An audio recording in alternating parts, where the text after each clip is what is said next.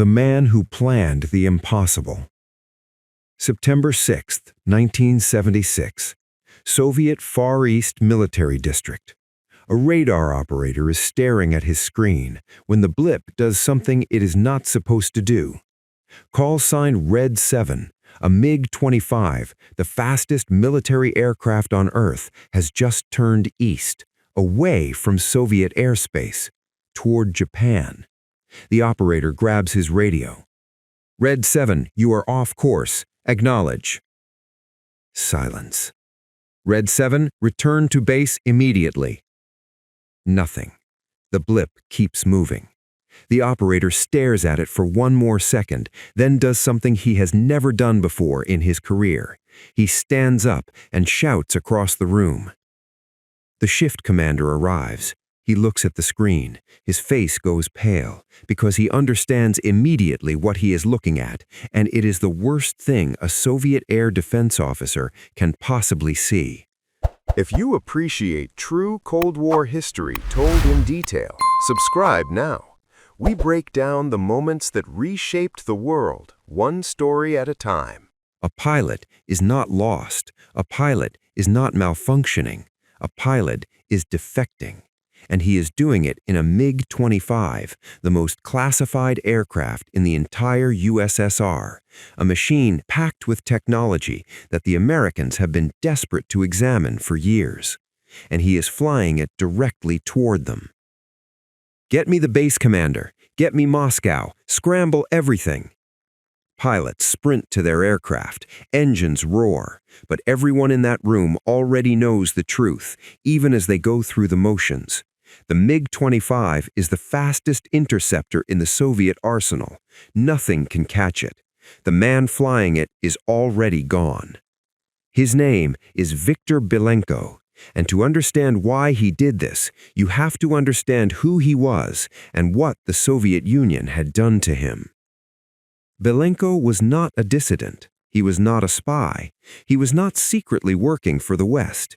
He was, by every outward measure, exactly what the Soviet system wanted him to be, a decorated fighter pilot, trained from young adulthood to fly the most advanced aircraft his country produced, loyal enough to be trusted with its biggest secrets. He was good at his job. He was genuinely good at it. And that, in a way, was the problem. Because the better you were at your job inside the Soviet military, the closer you got to the truth. And the truth, the one they didn't put in the propaganda, was that the system was rotting from the inside. Pilots were flying on empty stomachs because food at remote air bases was scarce and often inedible. Equipment that was supposed to be cutting edge was held together with workarounds and improvisation. Officers reported false readiness numbers up the chain because admitting the real situation meant punishment. The gap between what the Soviet Union claimed to be and what it actually was, Viktor Belenko had seen it up close every single day, and it had been eating at him for years.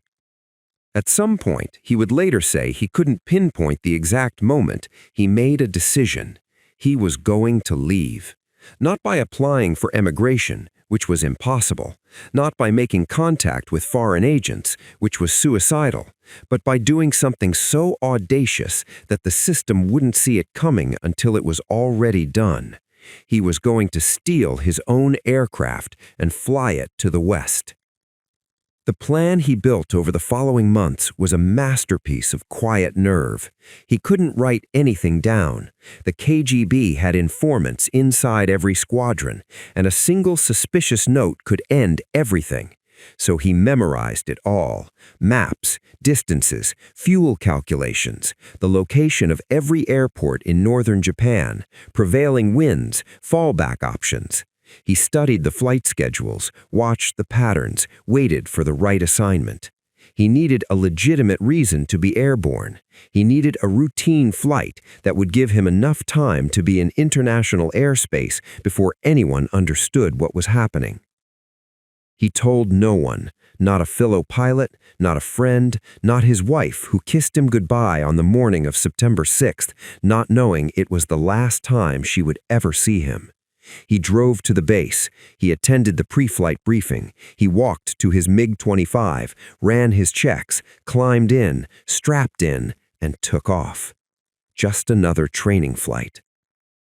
For 15 minutes, he flew his assigned route north along the coast, exactly on track, exactly as expected. Soviet air traffic control watched the blip and saw nothing unusual. Then, at the moment he had calculated for months, he pushed the throttle to maximum and turned east.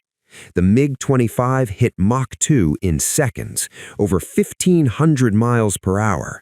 Inside the cockpit, the world compressed into a narrow tunnel of speed and altitude and purpose. Behind him, the Soviet air defense system was coming apart, radios crackling, commanders shouting, interceptors being scrambled that everyone knew would never close the gap. Ahead of him, the Sea of Japan, and beyond it, the coast of Hokkaido, Japan's northernmost island. He had one problem. The MiG-25 burns fuel at a ferocious rate, especially at maximum speed, and he was at maximum speed since the moment he turned. He looked at the fuel gauge and did the math, and the math was not good. He was not going to make it to a major city. He was not going to make it to a military airfield. He needed the first runway he could find, or he was going into the ocean. Through the cockpit glass, the Japanese coastline appeared on the horizon, and next to a small coastal city called Hakodate, a civilian airport. Short runway, no military presence, completely unprepared for what was about to land on it. The fuel warning light started blinking red. The engine coughed once. Viktor Belenko pointed the nose of the most classified aircraft in the Soviet Union at a civilian airport and began to descend. The landing that shook the Cold War. Inside Hakodate Airport, it was an ordinary Tuesday morning. Passengers checking in for domestic flights, ground crew moving luggage carts across the tarmac, air traffic controllers managing a light schedule of commercial aircraft, routine, quiet, normal. Then, the radar showed something that made no sense. An unidentified aircraft moving at a speed that civilian air traffic controllers had never seen on their screens was descending toward the airport. No flight plan, no radio contact, no identification. Just a blip dropping fast out of the sky directly toward their runway. The controllers tried to reach it. No response. They watched it descend. They watched it line up on final approach. And then, before anyone could decide what to do, it appeared through the terminal windows, a sleek gray Soviet military jet, landing gear down, dropping toward the runway with the urgency of a machine running on nothing. The MiG-25 hit the concrete hard. The landing gear took the impact with a violent jolt. The aircraft bounced, slammed back down, and screamed down the runway. No thrust, no engine, just momentum and metal and the howl of tires against tarmac. It stopped in the middle of the runway, dead. An alien object sitting on a civilian airport, trailing the faint smell of burnt fuel, surrounded by nothing but stunned silence. Viktor Belenko sat in the cockpit for a moment and breathed. His hands were still on the controls. He had not slept properly in weeks. He had carried this plan alone for months, performing normalcy every single day while the weight of it pressed down on him. And now it was done. He was alive. He was in Japan, and somewhere in Moscow, someone was having the worst morning of their career. He opened the canopy. Fresh air. Sirens in the distance already getting closer. He climbed out of the cockpit, stepped down onto the wing and onto Japanese soil. He raised both hands slowly, fingers spread, the universal signal for, "I am not a threat." Airport security vehicles were already racing across the tarmac, officers jumping out with weapons drawn, shouting in Japanese. Belenko didn't understand the words. He understood the situation. He knelt down, put his hands behind his head, and waited. One officer approached, gun raised, and demanded to know who he was. Belenko answered in the only language he knew besides Russian. "I am Soviet pilot. I want asylum. I want to go to United States." The officer stared at him. This was not in any training manual he had ever read. Within hours, Hakodate Airport had become the most diplomatically sensitive piece of ground on the planet. The Soviet Union was on the phone to Tokyo within minutes, demanding the immediate return of their pilot and their aircraft, threatening consequences, using the word immediately a great deal. The United States was on the phone seconds later with a different set of requests and a very different tone.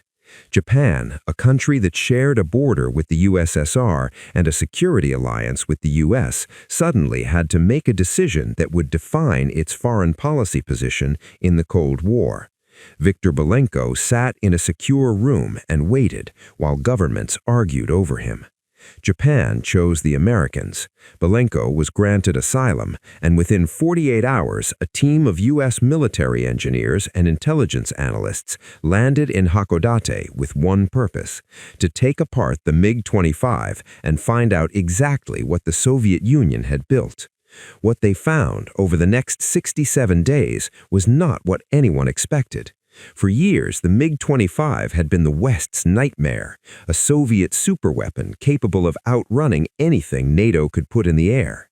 Western intelligence agencies had constructed an entire mythology around it. They assumed it was built from titanium, the same advanced material used in America's SR-31 Blackbird. They assumed it was packed with cutting-edge electronics. They assumed it represented the bleeding edge of Soviet engineering, a sign that the USSR was pulling ahead in the technological race. The MiG-25's speed alone, Mach 2.8, faster than almost anything the West flew, seemed to confirm all of it. The engineers started dismantling the aircraft systematically, and piece by piece the myth came apart. The airframe was made of steel, not titanium, steel. Heavy, crude, basic steel, the kind of material that had been used in aircraft construction since the Second World War. The reason was brutally simple. The USSR didn't have enough titanium, so their engineers had compensated by using steel and fitting the aircraft with enormous fuel-hungry engines powerful enough to push all that weight through the sky faster than anything the West had. It was not elegance, it was brute force dressed up in a fast airframe. Then they opened the electronics bay. Inside, instead of microchips and transistors that American aircraft used, they found vacuum tubes, technology from the 1940s. The West had long since moved past vacuum tubes. They were bulky, fragile, inefficient. But they had one property that transistors did not. They were immune to electromagnetic pulses from nuclear explosions. In a post-nuclear battlefield, Soviet avionics would keep working. American avionics might not. The old technology was a deliberate choice, but it was still old technology. The picture that emerged from 67 days of analysis was of an aircraft that was fast and frightening in a very specific and narrow set of circumstances: quick intercepts at high altitude, sprint and return missions, and deeply limited in almost every other way. The range was poor. The fuel consumption was enormous. The build quality was rough, with visible rivets and welding that no American manufacturer would have accepted. The MiG-25 was not a superweapon. It was a specialized tool, brilliantly designed for one thing and one thing only, and the West had spent years terrified of a version of it that existed in their own imagination. The intelligence gathered was later valued at over $2 billion, not because the MiG-25 was impressive, but because knowing exactly what it could and couldn't do changed everything. You cannot defeat a weapon you have mythologized. Now they knew the truth. After 67 days, Japan returned the MiG-25 to the Soviet Union, disassembled, packed in crates, shipped back in pieces, like furniture being returned to a store. Viktor Belenko watched none of this. He was already gone, being debriefed in a location no one was told about, answering questions about Soviet air defense procedures, tactics, radar capabilities, base locations, everything in his head that the U.S. intelligence community had wanted to know for years. He talked for weeks, and when it was over, he was given a new name, a new identity, American citizenship, and a life. But the Soviet government had one more move to play, and they used it. The price of freedom. Viktor Belenko got everything he asked for: asylum, a new name, American citizenship, a consulting career working with the U.S. defense industry, helping the people who had once been his country's enemies understand the systems he had spent his career operating. By any external measure, he had won. He had pulled off one of the most audacious intelligence coups of the entire Cold War, alone, without help, through nothing but patience and nerve. He had walked away from the Soviet Union carrying its most classified aircraft and its most classified secrets, and he had landed safely on the other side. The Soviet government's response was to take everything he had left behind. His wife was not allowed to leave. His son was not allowed to leave. There would be no family reunification, no exchange, no quiet diplomatic resolution. The message was deliberate and precise. You do not defect without cost, and if the cost cannot be paid by you, it will be paid by the people who love you. It was the kind of punishment that required no violence, no trial, no public spectacle. It simply closed a door and welded it shut. Viktor Belenko never saw his wife again. He never saw his son grow up. He built a life in America, remarried, worked, lived, but that particular door stayed closed until the Soviet Union itself ceased to exist. And even then, the people on the other side of it were strangers to him. Freedom had cost him his family. He had known that it might. He had made the choice anyway, alone, on a morning in September when he kissed his wife goodbye for the last time without telling her what he was about to do.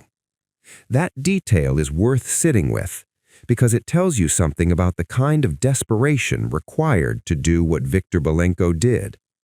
This was not a man who acted impulsively. He planned for months. He was meticulous, disciplined, controlled. And despite all of that careful calculation, he still walked out of his house that morning knowing, not suspecting, knowing that he might never see the people inside it again. He did it anyway. Which means whatever he was flying away from felt more impossible to live with than losing his family. What was it? That question is worth answering because it gets to the thing the script of the original story gestures at but doesn't fully land on. The Soviet system Viktor Belenko had grown up inside didn't fail him through cruelty. It failed him through falseness. The gap between the propaganda, the great Soviet Air Force, the technological superpower, the unstoppable socialist machine, and the reality he saw every day.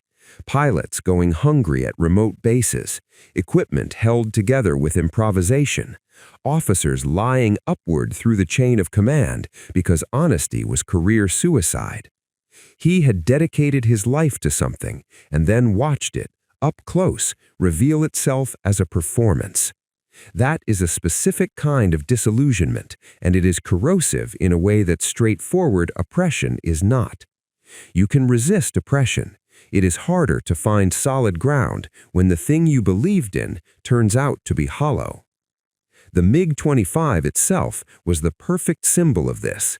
From the outside, it looked like proof of Soviet supremacy, fast enough to outrun anything the West could scramble, sleek enough to terrify NATO commanders, a physical argument that the USSR was winning. Inside, it was steel where there should have been titanium, vacuum tubes where there should have been microchips, enormous fuel-hungry engines compensating for a design built around material shortages. It was a bluff, a very fast, very loud, very effective bluff. But Belenko had spent his career inside Soviet military aviation. He knew how many bluffs there were. He knew what the gap between appearance and reality actually looked like at ground level. And at some point, he stopped being able to perform his part of the theater. The Cold War legacy of what he did is significant and documented. American defense strategy shifted after the MiG-25 examination. The F-15, already in development, was refined based on what engineers learned from tearing the Soviet aircraft apart. NATO's understanding of Soviet air defense capabilities was rewritten from the ground up based on Belenko's debriefings. The Soviets, aware of how much had been compromised, spent enormous resources updating their systems and changing their procedures. One man, one aircraft, one morning in September changed the calculus of a decades-long standoff between superpowers. But the thing that makes this story matter beyond the strategic scorecard is smaller than all of that. It is the image of a man walking to a fighter jet on an ordinary morning, carrying months of a secret so heavy that no one around him could be allowed to share it, and climbing in and flying east because staying had become impossible. No handler, no backup, no rescue plan if it went wrong. Just a pilot, a stolen aircraft, a fuel gauge dropping toward zero, and a civilian runway appearing through the cockpit glass at the last possible moment. Viktor Belenko lived in the United States for the rest of his life. He was quiet about what he had done, not falsely modest, just private, the way people are when the story they carry is large enough that telling it casually feels like a reduction. He gave interviews occasionally. He spoke at defense conferences. He consulted on projects he was not publicly named in. He watched the Soviet Union collapse in 1991 and said very little about it. He died in September 2024 at the age of 76. He was the last living person who had been inside that cockpit on that morning, who had felt the fuel gauge drop into the red, who had seen the Japanese coastline appear through the glass, and who had sat on a runway in Hakodate with his hands behind his head on foreign soil and said in broken English, "I want to go to the United States." The MiG-25 he flew is gone now, returned to the Soviets in pieces and long since scrapped. The secrets it carried were extracted and analyzed and incorporated into defense strategies that shaped the end of the Cold War. History moved on, as history does, absorbing the moment and filing it under Intelligence Operations, 1976, and moving to the next entry. But somewhere in all of that forward movement is a man who made a decision alone, paid a price that cannot be filed away neatly, and changed the world in a way that most people who benefited from it never knew to thank him for.